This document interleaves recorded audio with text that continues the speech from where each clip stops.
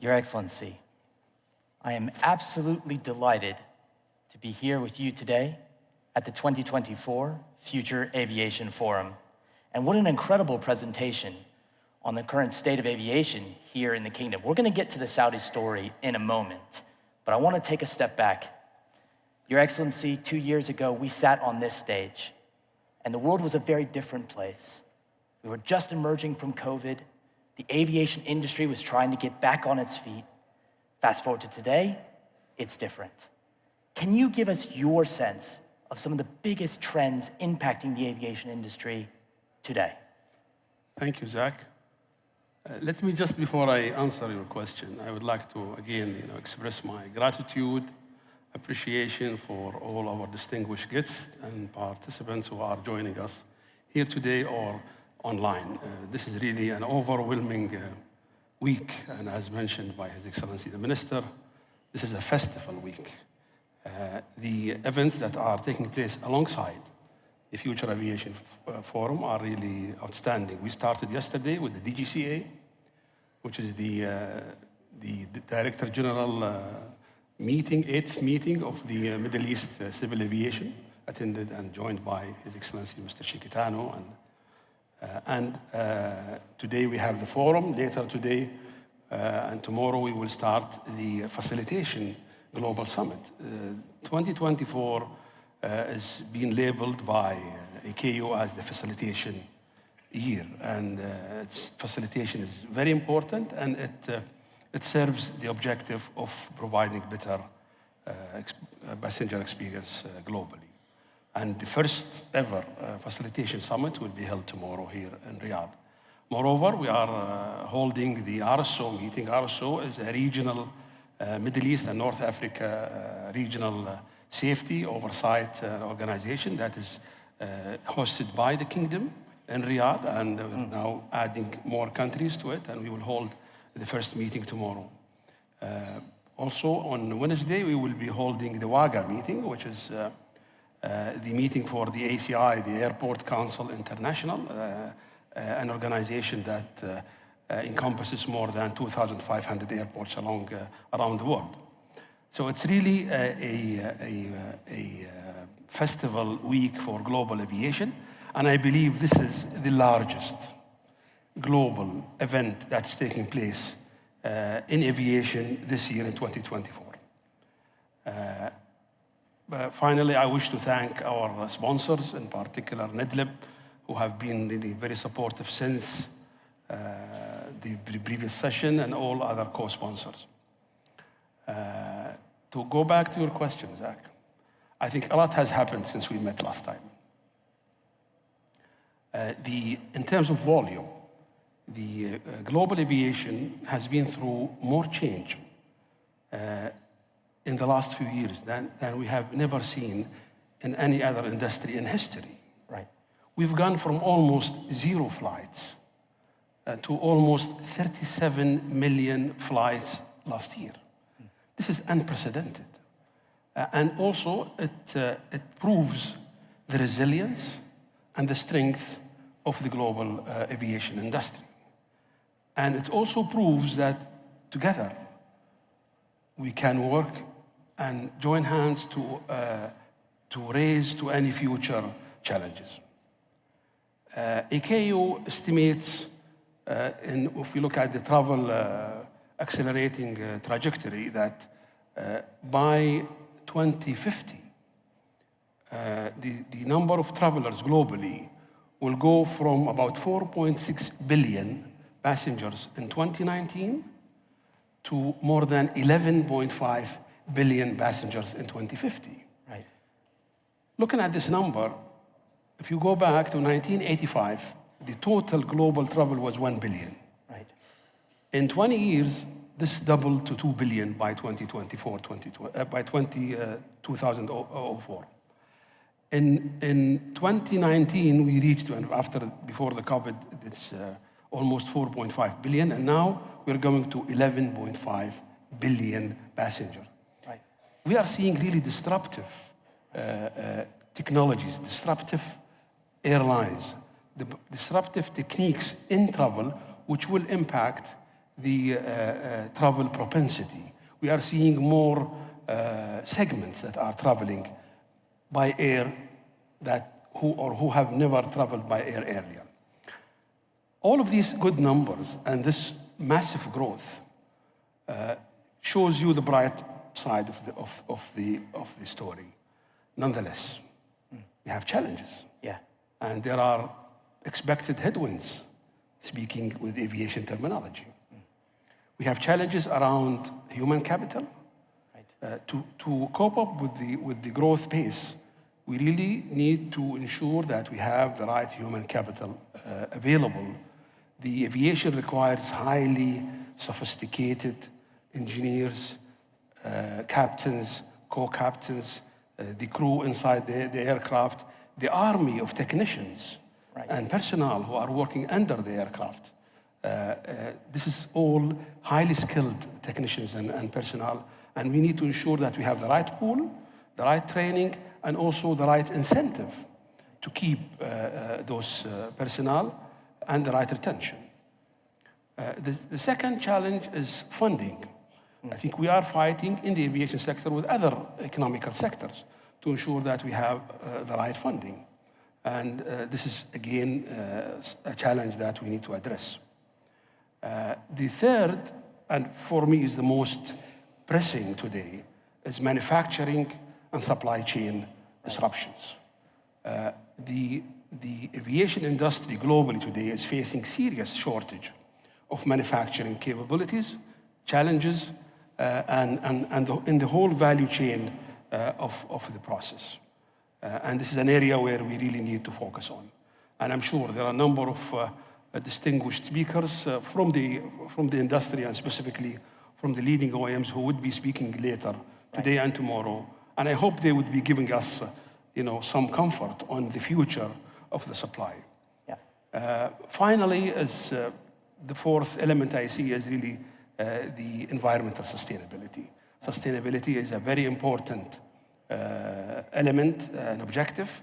We all agree to protect our mother nature.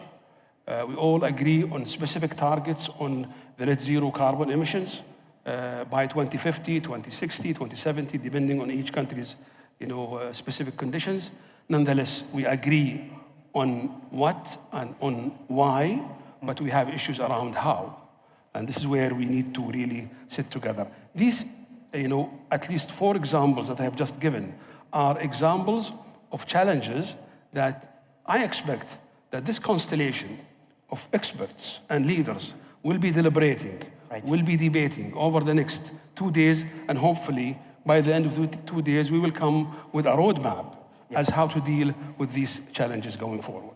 So we've talked about volume of aviation, we've talked about sustainability, we've talked about aircraft availability, we talked about human capital, and of course, the Saudi growth story is also addressing some of those own headwinds. I just want to focus in now on what the kingdom has done, thinking about all those challenges, and how the kingdom is driving forward in this aviation sector. I think the number 2023 has been really exceptional for the aviation sector in the kingdom in particular. We've achieved record figures in travel numbers. We've reached 112 million compared to 88 million in 2022. This is at least 27% increase year on year. In the first quarter this year, we have already witnessed 20% increase, another 20%.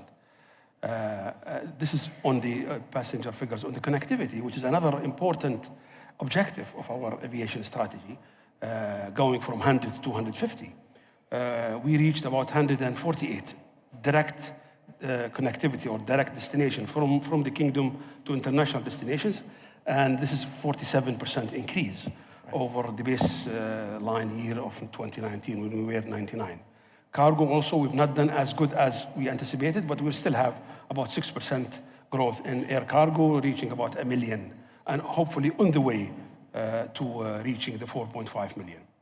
So these are basic achievements that we have seen in 2023. Right, and connectivity is obviously a huge focus. What is the kingdom's approach to connectivity? And that's the first question. And second, what we've also seen is governments really struggle in this integration across multiple industries. I know we have His Excellency Ahmed Al-Khatib coming in later, talk about tourism. Integrating all of these industries together, what has the kingdom done in terms of driving that integration across government in order to ultimately drive connectivity? Well, I think the theme of this conference is the elevating connectivity. Connectivity is very important. The aviation strategy, the national aviation strategy, is highly dependent on other strategies nationally, whether it's the tourism strategy, the industrial strategy, the Hajj and Umrah strategy, investment strategy, and therefore, when the national aviation strategy was designed and built and approved, it has taken into account all of these other national strategies. Aviation, at the end, is a major economic enabler.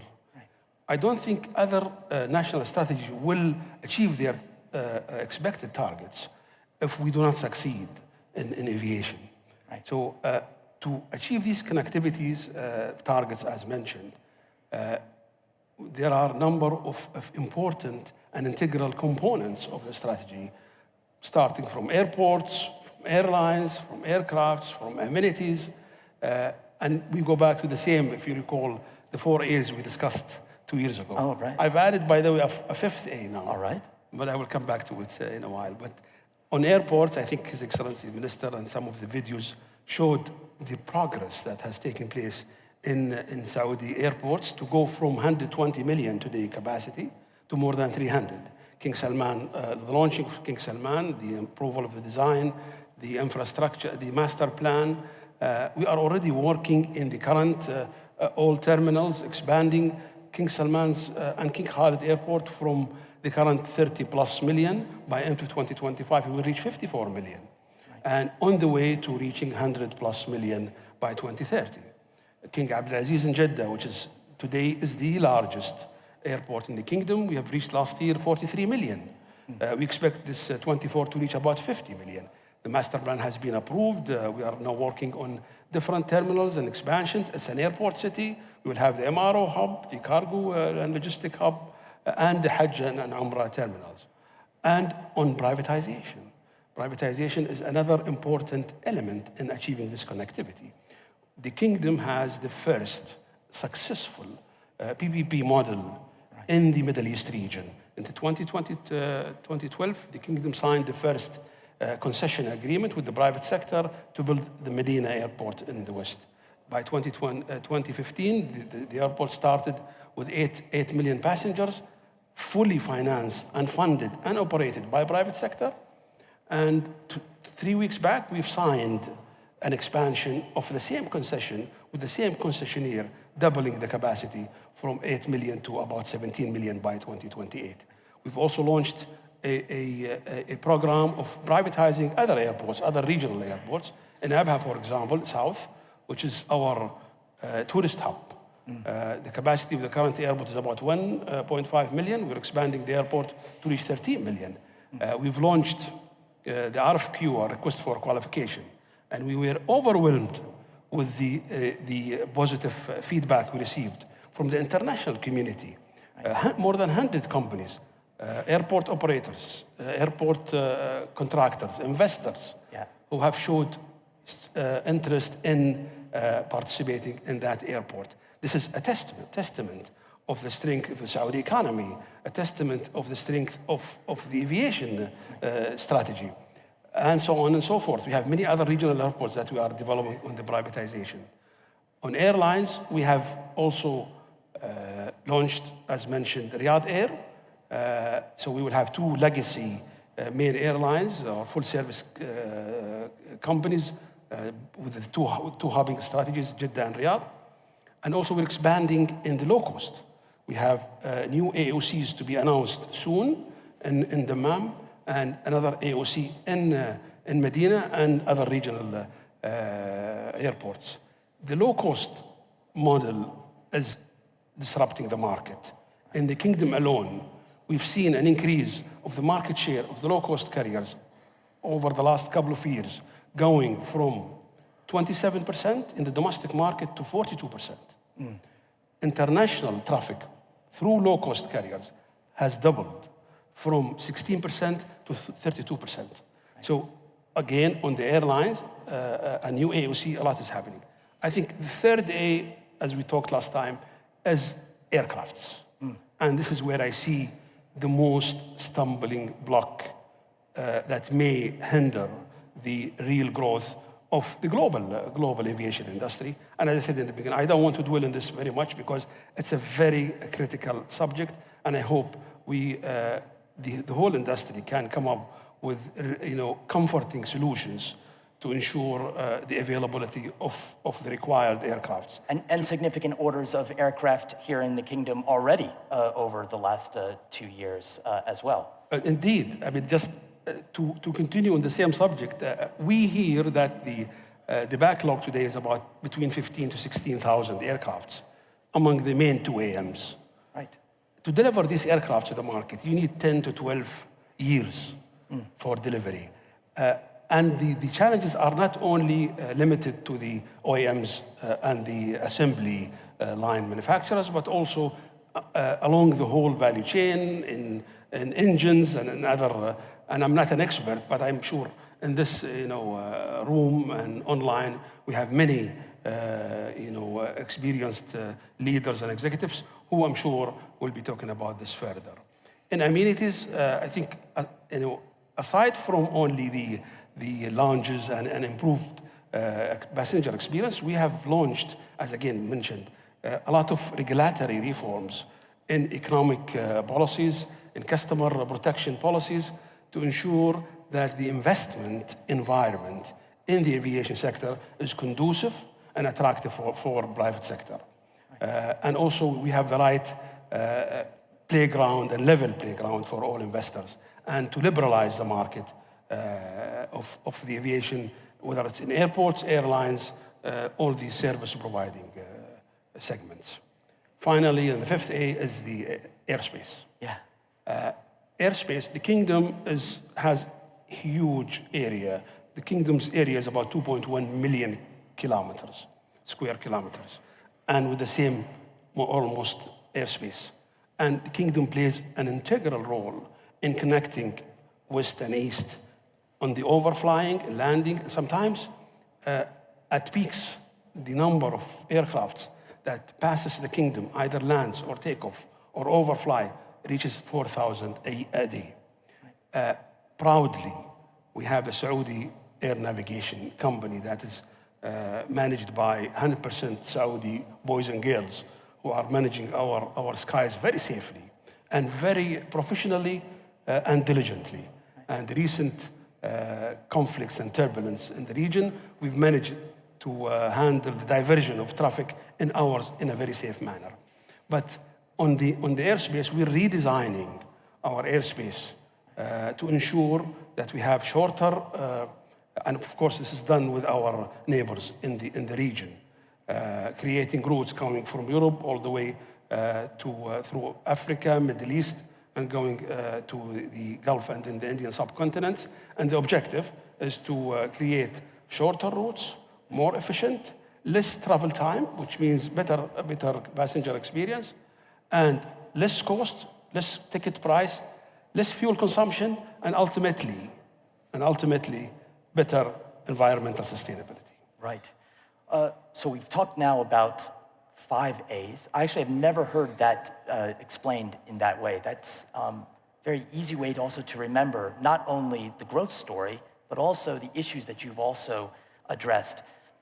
Let's now look at some of those issues and some of the solutions to really kickstart the conversation for the next 2 days. You addressed some of it. What are these key issues that we need to really tackle over the next 2 days?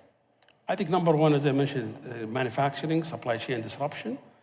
And I think this is something that I would, love to see this constellation of, as I said, of expertise and leaders discuss over the next 2 days to see how can we resolve this issue. Second, of equal importance is human capital. And we have Excellency, the Minister of Human Resources, and we have targets for our own country, but I think we're talking about the global pool of expertise And with the growth prospects in new airlines, new airports, the growth of passenger traffic, this requires army of people and personnel to deal with, provide the right training, the right incentive. And this is an area that needs to be addressed. Funding is another issue. All economic segments, they fight on the same pool for funding. In the aviation is no exception. We have three sources of funding. It's either from government or from the industry itself, the cash generated, or from private sector. If I start with the last one, the private sector, as you can imagine, will only invest in with certain thresholds and IRR returns. If you go to the sector today is, I believe, it's at its peak. We are seeing very positive growth in the whole industry. But like any other sector, like any other economic cycle, we expect to have downturn cycles, and in those times we need government support. Government need to continue to support this sector because of what you mentioned earlier. The aviation cannot be viewed or looked at as pure profit and loss returns. This is an enabler, and we have to look at the macroeconomic levels. Every position you hire in the aviation creates 3 more positions in the economy, whether it's direct, indirect, or induced. Every dollar you invest or you invest in the industry, you get it back in the GDP in 4 or 5 or $3, depending on how you look at it, whether it's a GVA or GDP. So this is an important and another probably factor that we need to look at. Again, I mean, the environmental sustainability is again, continues to be, at least on the how, continues to be a challenge. And advanced air mobility, I guess, it is a key issue. You've talked about the fifth around airspace and advanced air mobility. How does a government and how do you yourself address emerging technologies every day and the changes around advanced air mobility? I think advanced air mobility subject is really exciting and interesting. And as mentioned by the MC, and I would really invite everybody to join and visit the pavilion of the advanced mobility and the eVTOL aircrafts and machines that are being exhibited there by a number of leading companies. Advanced air mobility is coming. It's an important segment of the market. I think the challenge is on us as regulators. We really need to ensure that we have the right regulatory framework that addresses the safety and security, and also the air management and space separation between the conventional and the advanced air mobility. But for sure, in a city like Riyadh, where we're going to more than 12 million inhabitants, we definitely need to have this kind of mobility. And we are going to, hopefully in the next Hajj, in less than a month, try our first eVTOL trial in the Hajj season. Impressive. And then just turning to human capability and human capital. We've talked about 0 to 37 million flights. We're talking about backlogs with aircraft. We need people to power this industry going forward. What is your approach for powering up human capital here in the kingdom? And also, what is that as a signal to the rest of the industry? That's a very challenging question. And I think we have to, first, this is a reputable and recognized industry. And people aspire to work in the aviation industry. So we have no challenge in that regard. I think it's the pay. We need to review the pay scale and the incentive and the retention provided for this particular segment of the human capital. We as regulator, as industry leaders, need to ensure that we have the right training academies and institutions to ensure that we provide state-of-the-art training requirements for that particular segment. The whole ecosystem needs to work together, whether it's the regulators, other government bodies, airlines, airports, to ensure that we don't really fight on the same pool. Right. So we've looked at these key issues. Your Excellency, as we come to a close here, what is your message to everyone sitting here in the audience for the next 2 days? I think the theme of the conference is elevating connectivity. Right. And we would like to see connectivity improved. My also humble opinion is that we as regulators, we need to work more toward liberalized skies, open markets, to ensure that we allow for transfer of traffic in a more seamless way. Fantastic. Your Excellency, you've heard it here. Connectivity, connectivity, connectivity. That is the message. That is the challenge. And we look forward to the conversations over the next 2 days. Your Excellency, thank you very, very much Thank you, for your Zach. time today. Thank you. Thank you.